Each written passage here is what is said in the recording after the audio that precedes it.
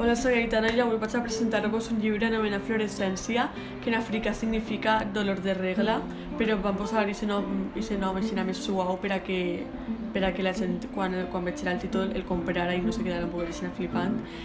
I mos l'hem llegit en aquest tercer trimestre i degut a les circumstàncies doncs l'hem llegit cada un individual a casa i cada divendres fèiem una trucada amb Anna Gasco, que és la nostra maestra,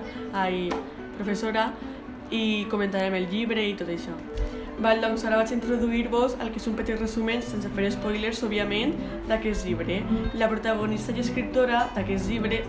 s'anomena Masechaba i des que era petita somia en fer-se metge i salvar vides. I és una jove sud-africana que no ha tancat en absolut les ferides del seu passat i la medicina li sembla una via ideal per contribuir a suavitzar el sofriment d'una societat encara xenòfoba, masclista i supersticiosa,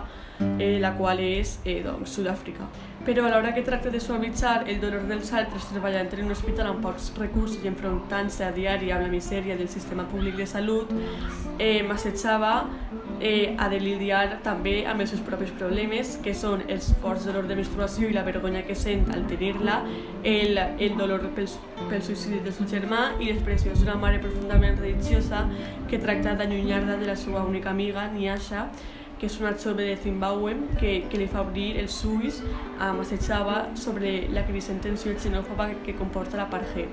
I a través de l'experiència personal de la protagonista, Fluorescència capta l'atmosfera violenta i confusa de la Sud-àfrica actual i reflexiona sobre les qüestions de raça, pobresa i gènere.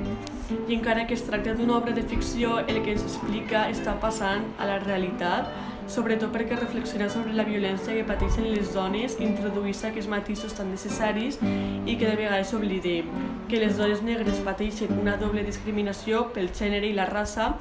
i també un dels punts forts de la novel·la és l'estil en la qual està escrita i encara que té poques pàgines es narra una història que impacta pel que explica i que òbviament enamora pel seu estil i en el qual es combina frases curtes i directes però operes a la poesia. I el llibre ens fa veure que necessitem les dones per sobreviure davant un món on impera, sense ningú dubte, el masclisme, sobretot si pensem com és el cas en la situació de països com ara Sud-àfrica, on l'apartheid ha creat una situació en la que segueixen cremant les cendres de la desigualtat entre persones. I sembla que el llegat de Nelson Mandela no va arribar a tots els llocs del món, del món, com hauria de ser, sinó que des de diversos sectors s'ha malinterpretat el seu pensament, creant un estat de violència i continu entre les persones. I davant d'això, la protagonista, que exerceix de metgessa, treu la conclusió que tot és culpa dels blancs, ja que ells li van ensenyar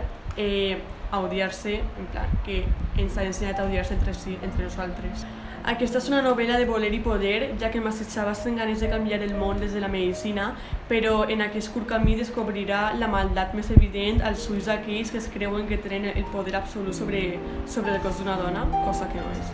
I a partir d'aquí, ella li pregunta tot el temps al Senyor, a Déu, si és just, si realment mereixen la pena els somnis o la supervivència. I finalment, aquest llibre sincerament m'ha agradat molt més del que m'imaginava i jo sincerament el recomano al 100%, ja que ens posa en situació de tot el que està passant ara mateix al món, sobretot a Sud-àfrica, i que nosaltres pensem que el masclisme, el racisme, etc. ja està solucionat al món, ja s'ha acabat, però no, a molts països d'Àfrica i del món encara segueix passant tot això i molt més. I encara que jo sols tinc 16 anys i aquest llibre estic recomanat per a gent més major, a mi sincerament m'agrada moltíssim i jo el recomano 100% perquè és una situació actual que hem de solucionar i hem de tindre en compte tot el món, així que és un llibre 100% recomanable.